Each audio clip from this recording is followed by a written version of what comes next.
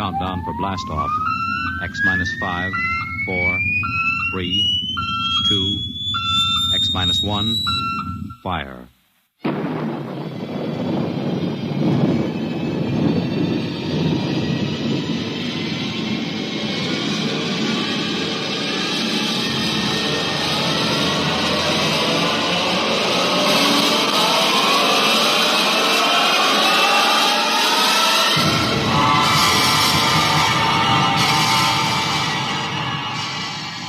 From the far horizons of the unknown come transcribed tales of new dimensions in time and space. These are stories of the future, adventures in which you'll live in a million could-be years on 1,000 maybe worlds. The National Broadcasting Company, in cooperation with Street and Smith, publishers of astounding science fiction, presents X minus 1.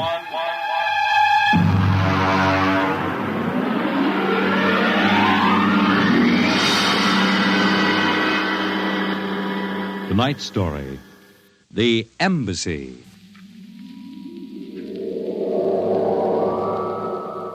Out of the infinitude of stars and planets in the solar system and other systems in the universe, it is almost mathematically certain that other forms of life exist on other worlds. Someday, in the future, in 1,000 years, or in the next 25 minutes, daring travelers through space will make contact with the inhabitants of another world. But the question is, will we contact them first, or will they contact us? A private detective agency in downtown New York. Mr. Graffius, Mr. Broderick will see you. Well, what can I do for you? My name is Graffius of Springfield. I would like your assistance in helping me locate the Martian embassy. Would you say that again very slowly? I came to New York to locate the Martian embassy. I assume you were joking. On the contrary, I am completely serious. As it happens, I am interested only in Martians at the moment. I see. Okay, shoot. Well, it occurred to me in the course of my studies that we, Earth people, cannot possibly be the only intelligent form of life in the universe. Since Mars is older geologically, and since it is also an atmospheric planet, its evolutionary history could easily be similar to ours. Do you follow me? Well, so far, I can't say no. If this is true, then they must have been watching us, observing us for hundreds, possibly thousands of years. They also know we are a militaristic, warlike race.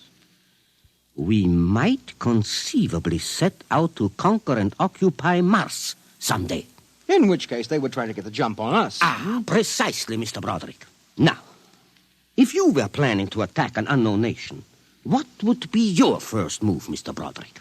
Well, intelligence. Find out what the odds are. Oh, you have a very logical mind, sir.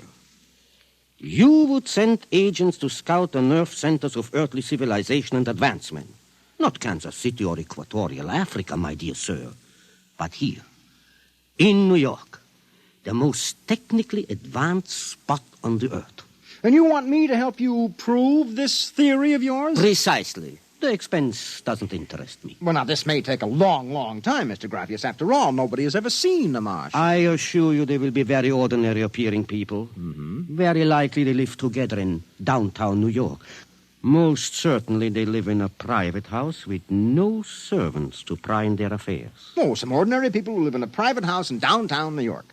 I might just as well look up Martians in the classified section of the phone book. There's one other lead which might help you. What's that? They would be almost certain to subscribe to every conceivable type of newspaper, scientific journal, and foreign language publication. Well, now, that might be something. Okay, Mr. Graffius, it's a deal. Excellent. I shall contact you tomorrow.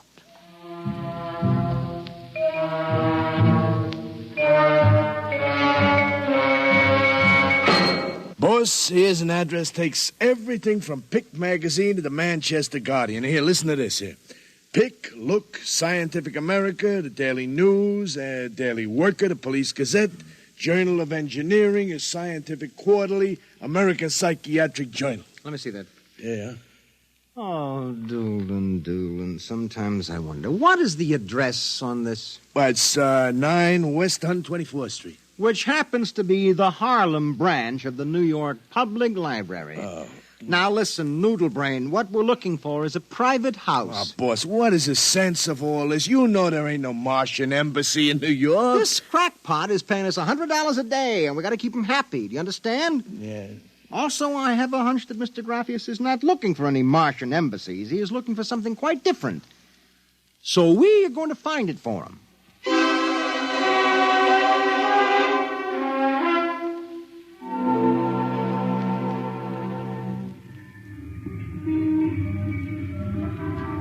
Which house is it, Doolin? It's right down there, number 108. Nobody comes out, nobody goes in. I asked around. You haven't been blabbing around the neighborhood that we're looking for the Martian embassy, have you? Boss, I'm stupid, but I ain't that stupid. Who'd you talk to? I struck up what you might call a casual acquaintanceship with those two girls standing with the baby carriages up the street. That cute one is real cute. Look, Doolin, don't try to do anything intelligent, all right? Just keep walking up and down, see? Check. I'm going back to the office to meet Graffius. I'll see you later, boss.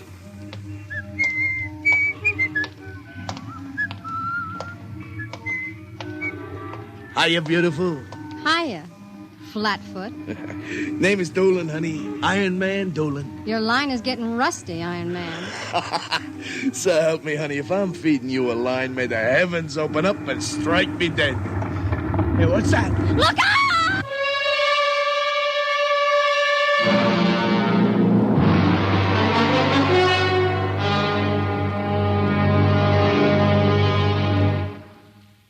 I'm sorry to have kept you waiting, Mr. Graffius. Thank you. But I've had Doolin casing our first lead for a week now. It's a house down in Greenwich Village, privately rented, number 108 Conklin Street. Nobody seems to know anything about who lives there, except that they subscribe to every paper and scientific journal put out.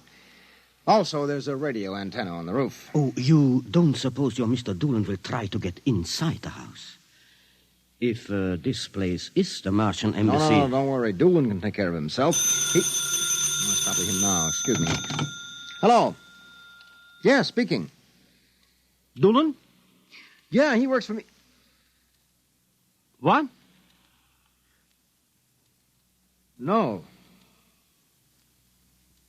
No, I can't think of any. Yeah, sure. Okay, I'll be right down.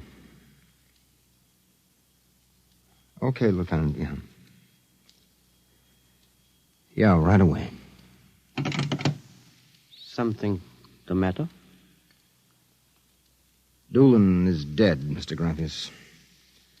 All right, come on, we get a cab. I have to identify the body.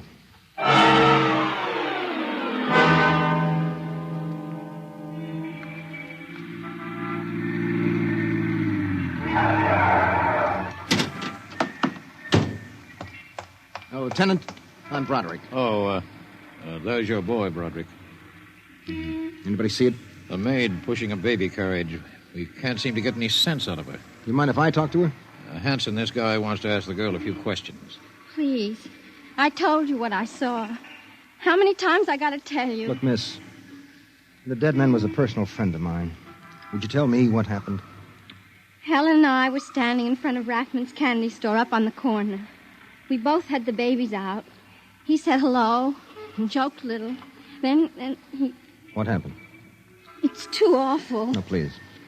Well, first he squashed, and then the stone fell on him.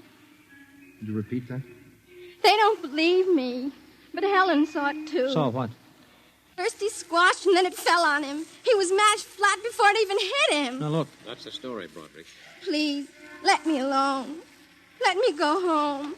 I told you what I saw. Now let me alone. Let me alone. Did you learn anything, Mr. Broderick? I don't know. May I ask, what do you intend doing? Well, as soon as the cops clear out and this place quiets down, little Broderick is going to pay a personal call on the Martian embassy.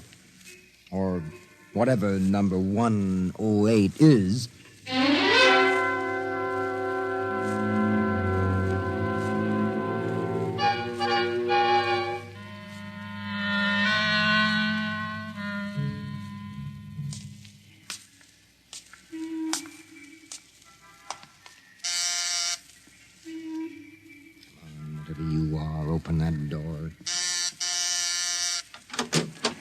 Yes?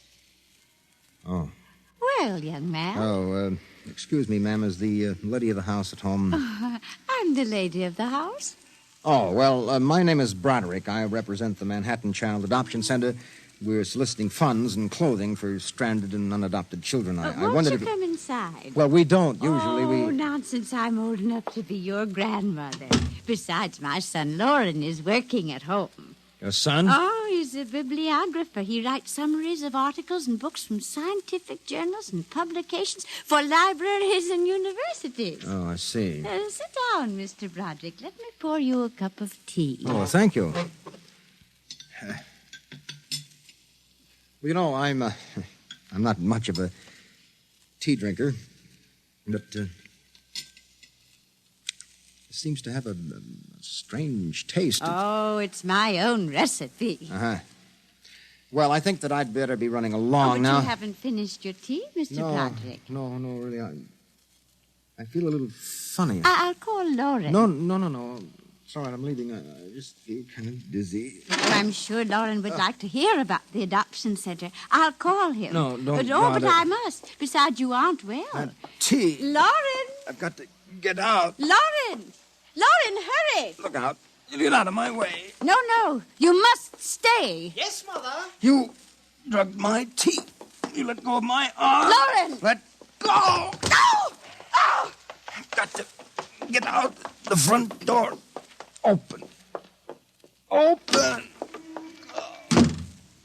What happened? The other one, that Broderick, he was here. I drugged his tea. He got away? He was suspicious. Fool! Idiot! Go after him. Risk another murder on our doorstep. Are you insane? But he suspects. Well, we'll have to take our chances. We'll have to think of some other way. If he goes to the authorities... Oh, they'll laugh at him. How did they find out? I don't know how. But I'm certain someone else sent them. Who? I don't know. I'm afraid to let myself think. It might be. It just might be them.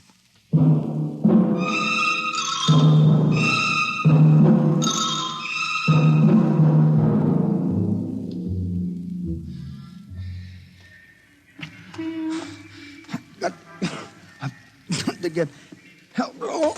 Look out! Miss, please. All right, miss, we'll take care of them. Come along, mister. I'm going to give you a break and take you back to the wife and kids. No, you can't. I'm sick. Sick, is it? What's the matter? I'm drugged. They drugged me. Who drugged you? In number 108, the Martian. Who? The Martians in 108 at Martian Embassy. Well, I've seen them with pink elephants, rabbits, and mice, but you're the first one that's got Martians. Oh, it's true, I tell you. Come along. Listen, don't take me back there. They'll kill me. I've got to make you understand. Here, I'll help you up the steps. What? Listen, my name is Broderick. I'm a private dick. We'll find out about this. No. Here, don't try any tricks. Officer, listen, please. I'll give you anything, $1,000, but please, listen. For God's sake, listen. Yes, officer? Why, Broderick. You know this lush, Granny? Oh, why, that's my son, Broderick. No, she's Martian. He's in pretty bad shape. You better get him to bed. Oh, dear, and he was doing so well at the Alcoholic Society. He must have gotten off again. Looks like he's ready to pass out. Lauren! What is it, Mother? Oh, Brod. Your brother Broderick has been drinking again. No, officer, please. Look out. He's passed out. Oh, I'll take care of him, officer. We've handled this sort of thing before. Can you manage okay? We'll be fine. Thank you. Oh, you've been very kind, officer. Nothing at all, Granny. I know how it is with these alkies. Well, I'll be seeing you.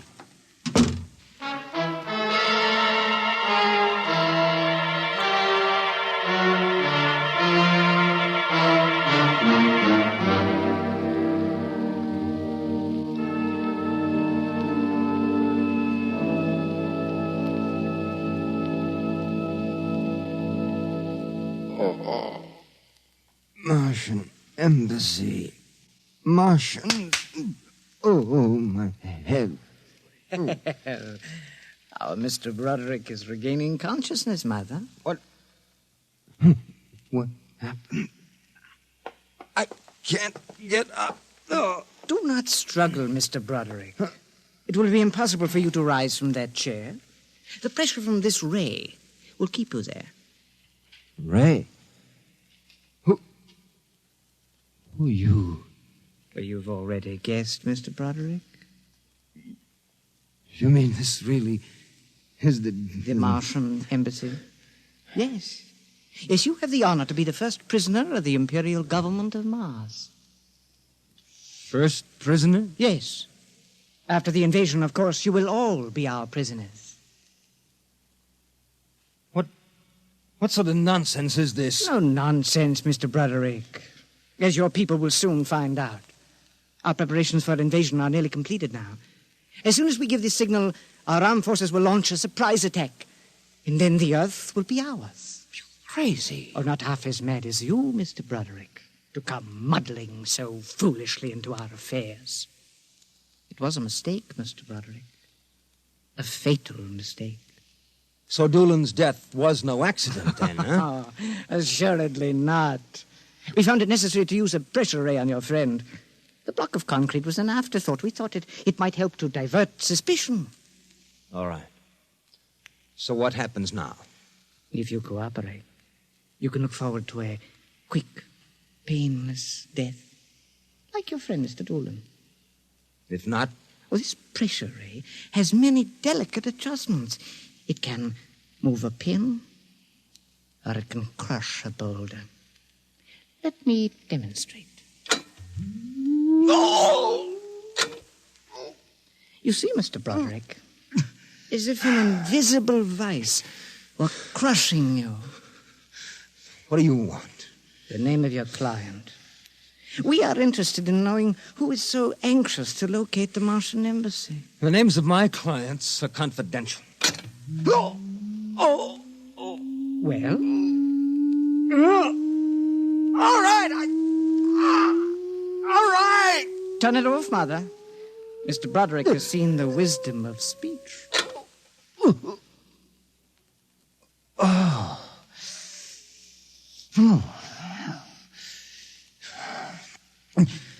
His name is Graphius. Graphius? Yes. An unusual name for an Earthman. Describe him. Well, I don't think I really can. Describe him. Oh.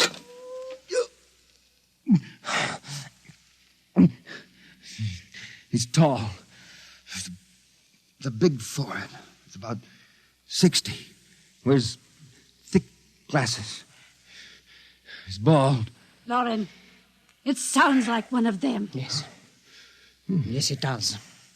Contact the planet. Tell them we suspect that our plans are known. Ask for an acceleration of the invasion day. At once. What about me? Oh, I am sorry, Mr. Broderick. But I'm afraid you know too much now. In exactly 5 seconds, you will feel the full impact of the ray which faces you. I would suggest that you relax and meet your fate calmly. Oh, no, wait a minute. You will feel no pain, just a wall of force crushing you. Yes, but listen. 5. But you can't do this. 4. It isn't human. Yes, I know we're not human. 3. Yes, but do you understand? 2. No. 1. Mother in heaven. Now! Lauren!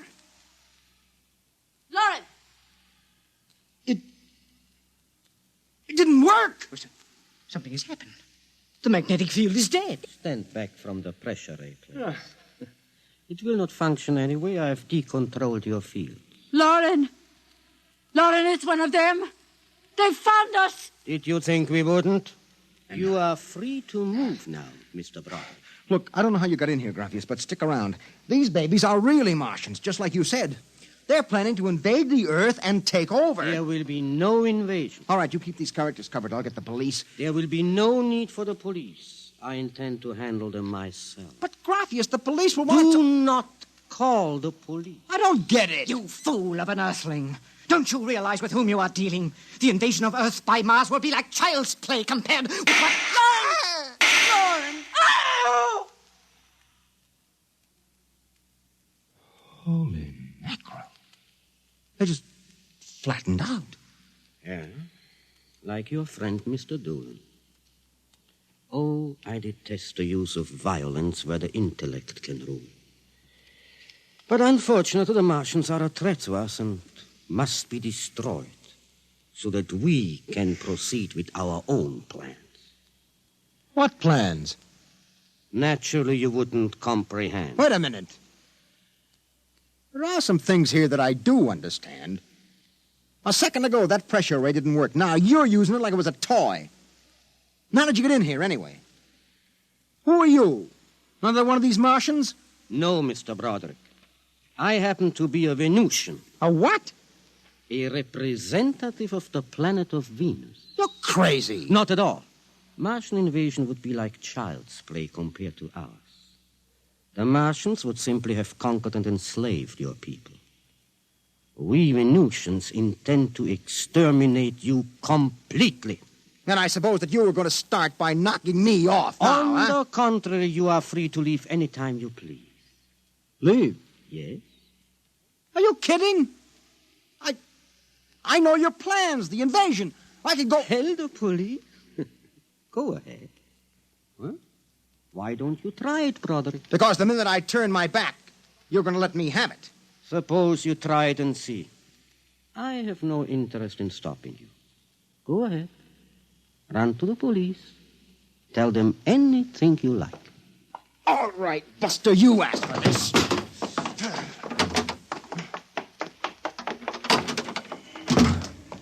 I'm alive. You let me go. Here. Where do you think you're running to? Officer, listen to me. Oh, it's you again. The one with the Martians. Listen, that story is true. You've got to believe me. You've absolutely got to believe me.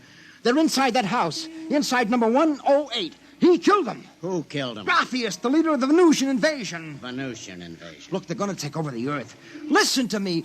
Go in that house. Martians, now Venusians. Okay, brother, I've heard enough. Your Betty is a bedbug. Come along. Please, where are you taking me? Bellevue Psychiatric Ward, my friend. Come on. No, but you... Come along. You don't understand. Why are you such a fool? Let go of me. There's going to be an invasion. The Venusians are going to invade us. Why don't you listen to me? Why don't you listen?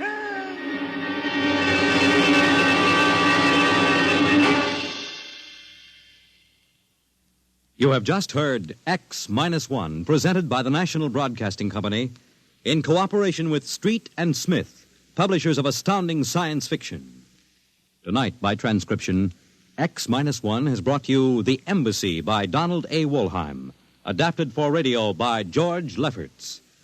Featured in the cast were John Larkin, Theo Getz, Bill Zuckert, Audrey Blum, Virginia Payne, Clark Gordon, Jack Orison, and Reese Taylor. Your announcer, Fred Collins. X-1 was directed by Dan Sutter and is an NBC Radio Network production.